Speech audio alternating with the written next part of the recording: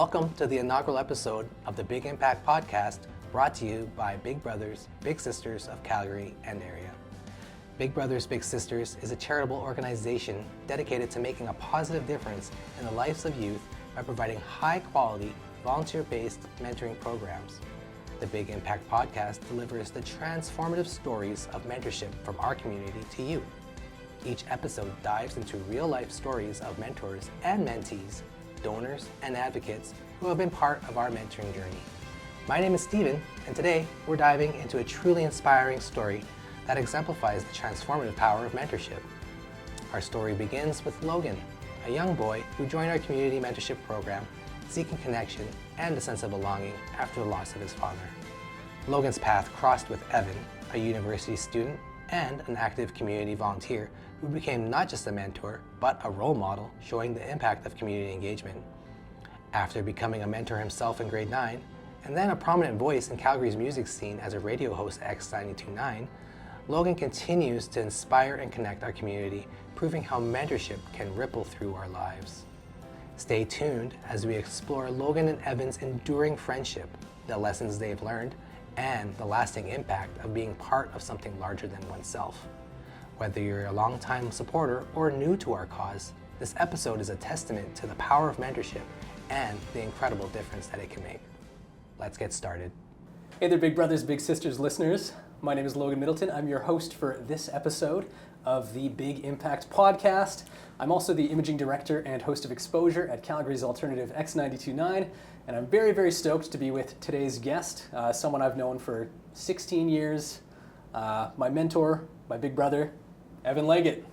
Evan, thanks for being here. Thanks for having me here. Happy to be connected with you here again today. I would say long time no see, but we've actually been pretty good about staying connected. We have. Went for lunch over the summer. That was fun to do. We both made it to the right restaurant. So I didn't go to the wrong place. No.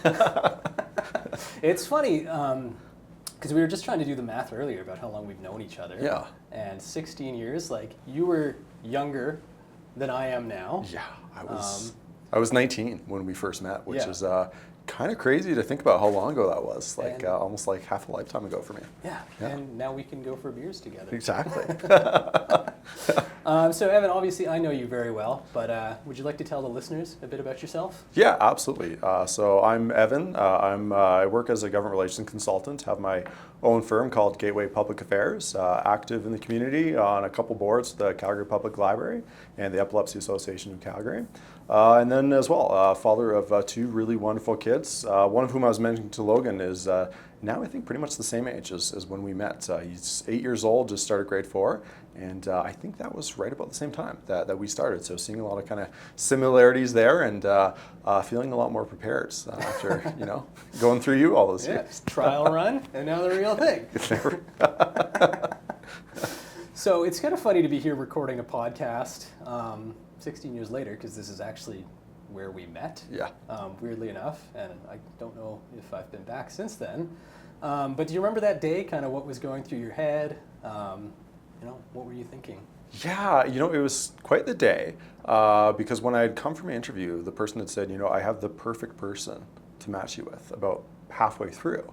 And I thought, I've only talked to you for about 30 minutes, so let's not necessarily, get ahead of ourselves here. And as the interview went on, she was like, I definitely have the right match for you. So when we met, I was really excited about it.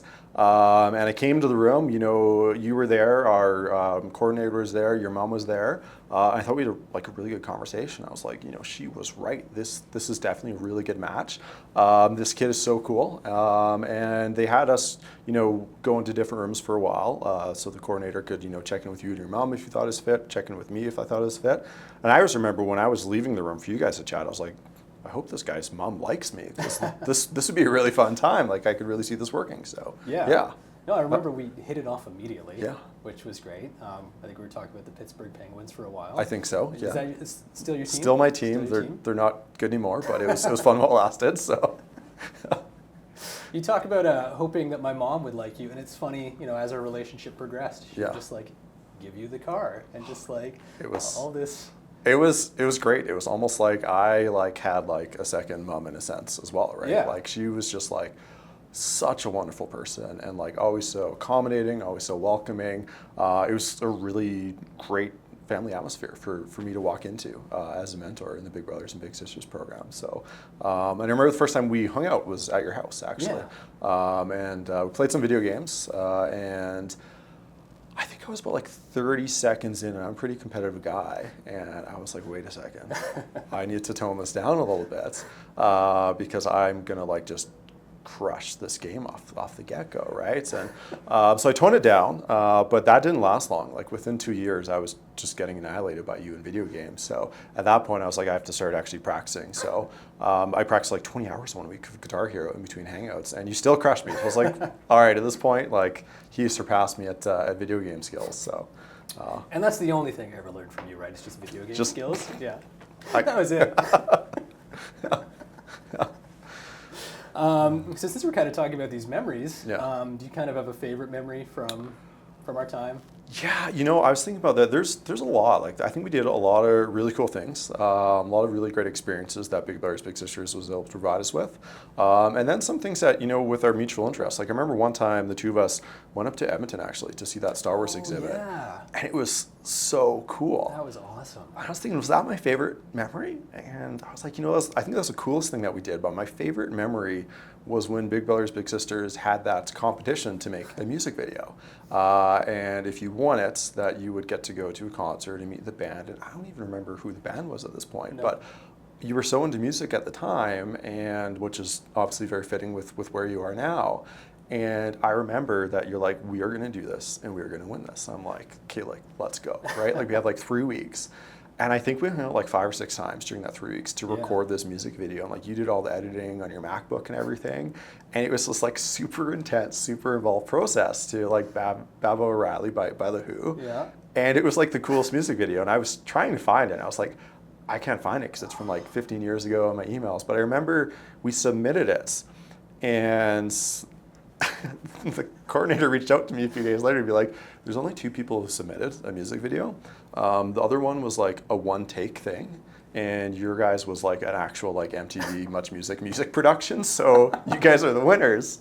And I was like, well, that's amazing, like you're gonna be so stoked, right? But it was my favorite memory, I think, because it was something that you like loved so much and you leaned so hard into it, and it was nice seeing like your hard work just pay off. And like it was something that you really took the lead in. Like I was just a passenger for that process. I was like, tell me where to stand, tell me like what to do basically, and like let's do this thing. So yeah, it was just like a really cool experience to like just pursue your passion in the way that you did there, which I think was pretty good foreshadowing, you know, for where you ended up in life in your current role, right? So obviously you were quite good at production pretty early on and really into music. So yeah. How about yourself? What's your favorite memory here? Well, just to piggyback onto that, like not only did we get to go through the creation of this really, really cool thing together, but then the day we had as a result of that was we just went to the Gateway and we're hanging out with the band all day.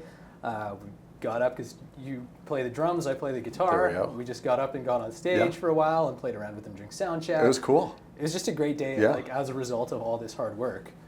And it's funny you mentioned Edmonton as well, because I was just thinking, we did so many cool things that actually didn't even register to me. And now that I'm thinking about that, it's like, oh, we also did that, which was also awesome. Yeah. Right? Because there was hockey games, there was trips to Callaway Park, there was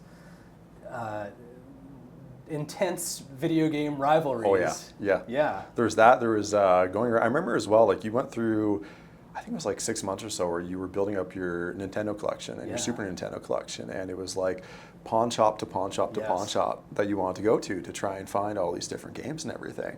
And it's just like such a fascinating process. And those are games I remembered playing as a kid and everything. So I was like, this is really great. Like I'm more than happy to play these games with you and like to help you find these games. It was a really fun time. Yeah. And of course, sometimes we'd stop at Tubby Dog back at the original location, and I don't even know how many hot dogs we ate over the years at Tubby Dog. But there was a lot. Well, when we first started going there, I was unable to complete an entire Tubby Dog. That's right. Yeah. And then subsequent visits, you know, and then the first time I ate the whole thing. That was a big day. It was a big day. Big day, big accomplishment. And they had the arcade there. So pinball machines, all that good stuff. So it's funny for that Edmonton trip as well, because I have Like I still have a T-shirt from there.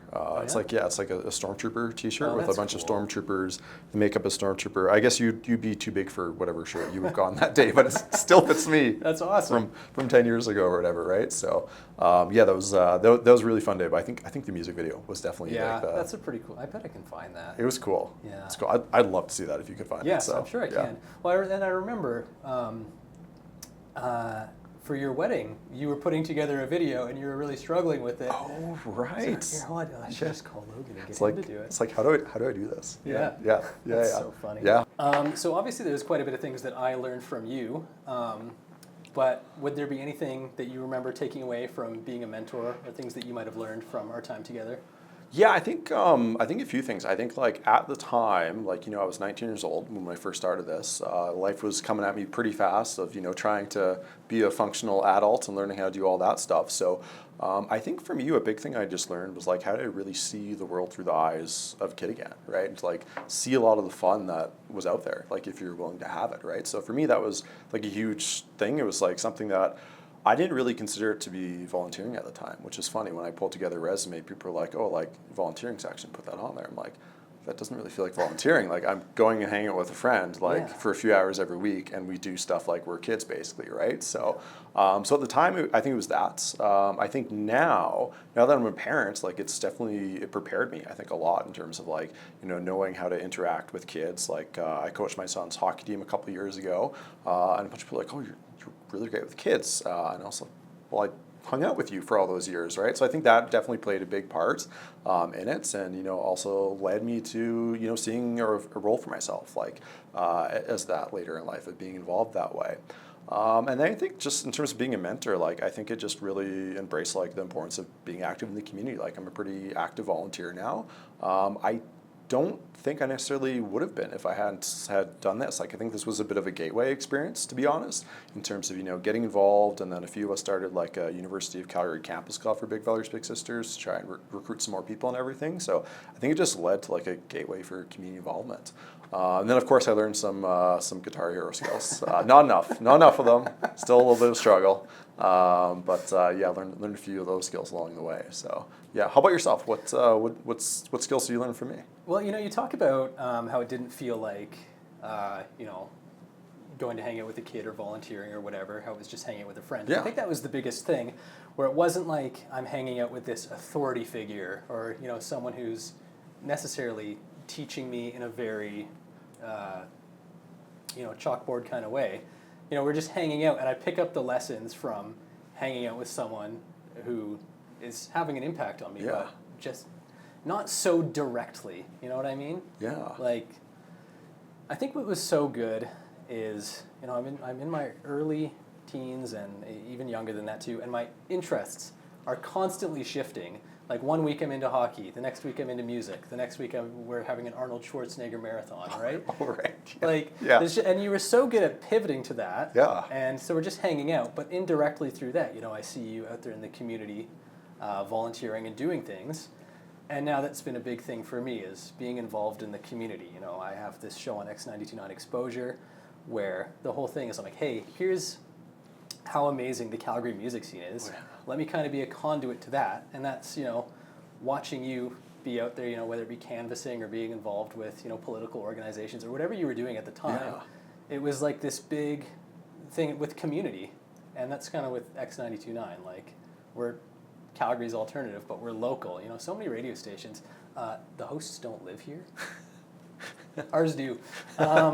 So that's the big thing, is being local. And now, you've been obviously very involved with like the Epilepsy Association. Yeah. Calgary Public Library, all these things that are community, right? Building community.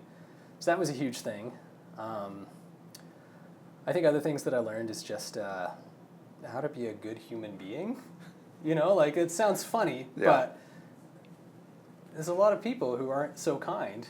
That's a good point. I think obviously it's been It's been fun getting to watch you like grow up, especially in like your adult years here as well, right? Like seeing the impact that you have out there in your community, in your life, and also seeing you, recognize some of the dreams that you talked about, right? For like what you wanted to be when you grow up. Yeah. Like I think it's so cool that you're doing what you wanted to do. Like that's amazing. So it's been like a really rewarding experience for me to get to watch that, and then as well, like I remember the first time I listened to Xposure, and I think you were like pinch hitting that week, and I was like, this is Logan. Like this is so cool right now. Yeah. Like this is actually happening. It's like it was really amazing to see. So yeah, I mean, we were listening to X. We were listening to some of those bands that would have been on Xposure 15 years ago. Like, yeah. And now that's my show, and It's so cool. Weird. I think I can't remember if it was a folk fest or something we were at, but we actually got the Xposure 2000 whatever CD. I can't remember what year it was. Yeah. But they're just handing it out. Yeah. And I was in my basement not too long ago, just digging through a box, and I found the CD. Yeah. I was like, that's so weird. That it's is like cool. X amount of years later, that's my show. Yeah. Yeah. That's so cool. Just really, really bizarre, kind of the way the path has gone from there. Definitely. So obviously with like community involvement and all that stuff, and where you've gone with that and where I am now, I've learned a lot from watching and talking to you. Was there ever a moment where you felt really proud to be my mentor and, wow, this kid really learned something from me? Yeah, I think there's a lot of moments there. The biggest one that stands out for me is I don't think anyone out there would say that I'm not a confident guy. Some people will say that I'm maybe too confident of a person sometimes. Never. But I do remember you had a camp that you went to, a summer camp. I think it was at Pump House Theater. That's right. And you were in the play, and you wanted me to come out and see it. And I was like, of course I'm going to come to this. So I went to it, and I remember like how confident you were on that stage. And I think just seeing like your confidence grow like over the years, like you'd come to me with a couple of things, and just seeing how you evolved as a person, how you just really leaned into the things that you were interested in, was really cool. Like you mentioned your shifting interests, right? But like you would go all in on those interests, and just become so confident behind them, and like you'd want to like be an avid collector or something, or like be the ultimate authority on some sort of thing, and you nailed it every time, right? Like you just continuously built up that confidence, and I really saw that. I remember in that play, I mean, like, holy, like Logan's like so confident on that stage. Like I love that right now, and I see that with you out there in the community now. That like you are a confident person, and I think that's something that's I like to think that I played a bit of a role in hopefully for you, because it was amazing to see your confidence grow. I think from the start towards like a year or two in, like and where you really went with that. So yeah, I was definitely super proud of you on that stage that day. That's like burned into my mind. I've seen a couple plays there since, and I'm like, Logan's a better actor. I'm never going to see a performance like that again. So That's awesome.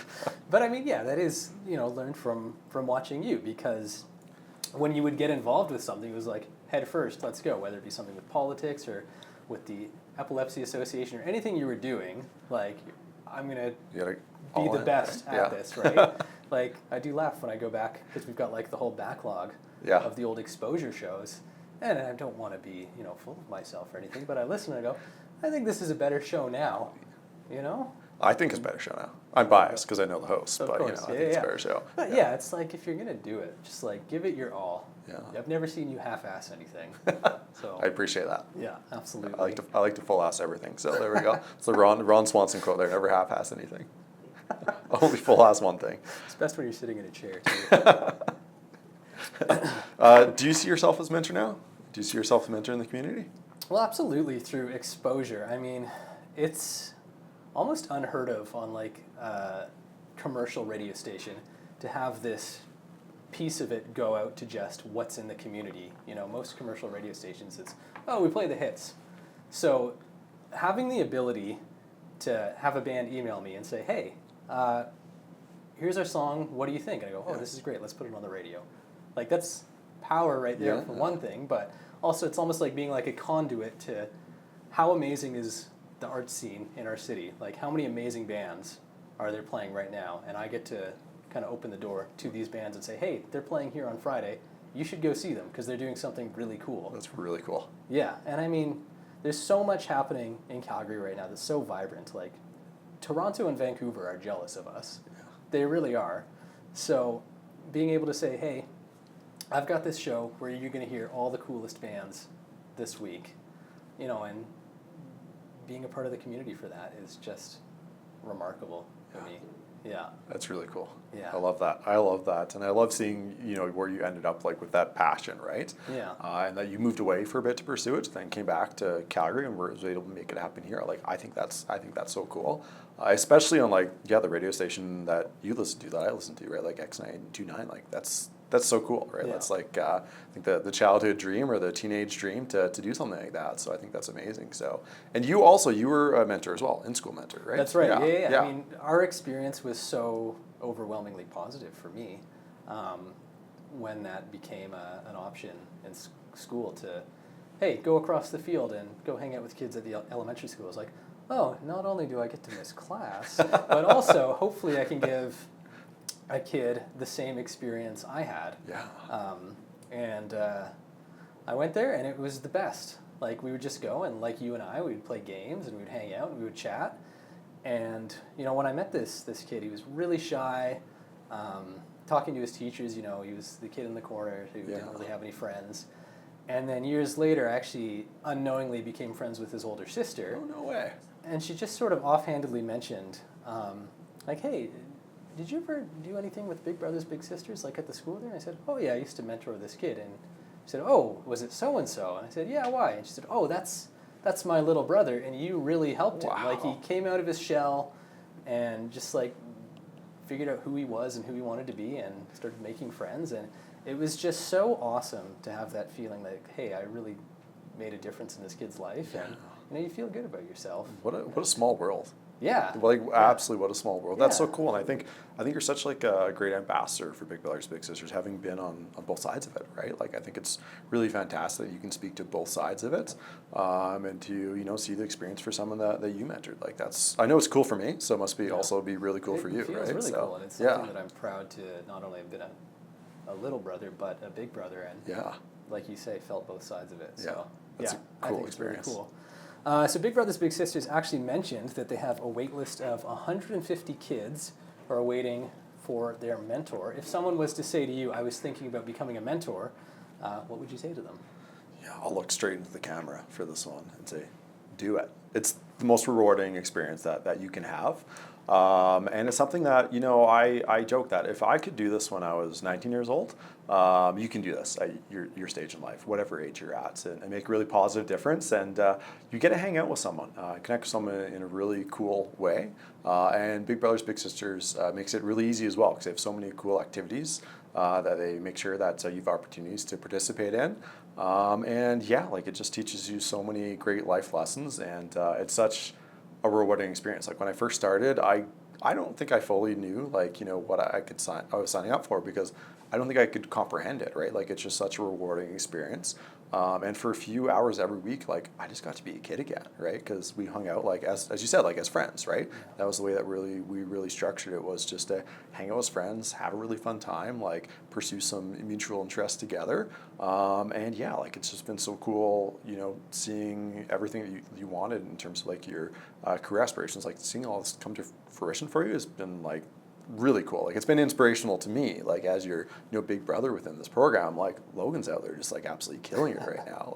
This guy's so cool, right? I mention you to people, and if they listen to X19, I know a guy on there, right? So for me, I would say, if there's 150 kids waiting out there, to absolutely do it. You can make such a positive impact and have a really great time along the way. I think volunteering ideally should be fun, and this is so fun it doesn't even feel like volunteering, to be honest. I just felt like I just gained a really great friend, and I got to do a lot of fun things with them. So the support from Big Brothers Big Sisters was also just amazing throughout the process as well. I think that we had the perfect match, to be honest. It was really great. So long and short is really just do it, sign up for it. You can make a difference, obviously, and have a really great time doing it. So I know I definitely did. Yeah, you speak to how much support we got from Big Brothers Big Sisters and the program. Part of that is we went to a lot of hockey games. A lot of hockey games. Yeah. So. I came to this office a lot of the time to pick up hockey tickets, because they'd send an email out of like, oh, we've got 2 tickets from, you know, Kids Up Front, or like 10 tickets, whatever, from Kids Up Front. If you want them, like, first come, first serve. And I just like immediately like call or email your mom and be like, is Logan free on this day? Because there's Flames tickets, like, should we go? And she'd be so quick and like be like, yeah, like, Logan's free, like, you guys go, right? Yeah. So going there, and again, I think we ate a bunch of pocket dogs there. Like, hot dogs seem to be a recurring theme for us, actually, Yes, big going hot dog places. guy, So yeah, that we went to the Heritage Classic actually too, Yeah, right? we did. Yeah, it was like Yeah. I think it was like the Friday afternoon at like 4:50 Yeah. or something. Like, an Super email went cold. out Yeah. about like, hey, like, we have last minute tickets available for the Heritage Classic. Does anyone want to go? And I called your mom, and she was like, yeah, you two should go. And I called the office. I was like, I can be there in like 15 minutes if like these are available. They're like, they are. Like, so put them to good use. But it was so cold that day. So cold. So cold. So cold. But Yeah. man, what a great experience. Yeah. You know, it's so funny. You know, I think about we went to so many games at the Saddle Dome, and then you go to McMahon Stadium. Yeah. And you realize how small hockey is, like, Oh, yeah. on a field like that. Yeah. Yeah, but it's just one of those things where it's like we did so much. These memories just keep popping up. Oh, yeah. It's like, oh yeah, we went to Edmonton. We went to the Heritage Classic. Yeah. Like, I'm sure.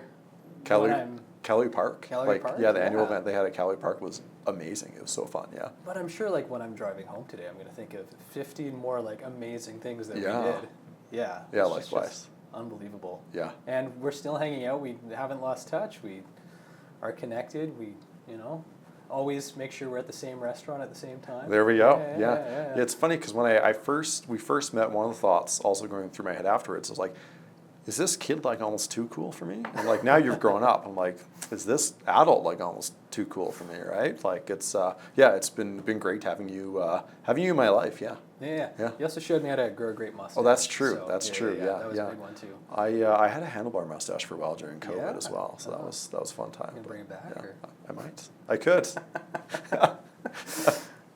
All right. Well, thanks so much for listening to the Big Impact Podcast. Evan, it's always great to see you. Likewise, great to see you here. This is awesome. My name is Logan Middleton. On behalf of myself and my guest, Evan, believe and support in the power of mentorship.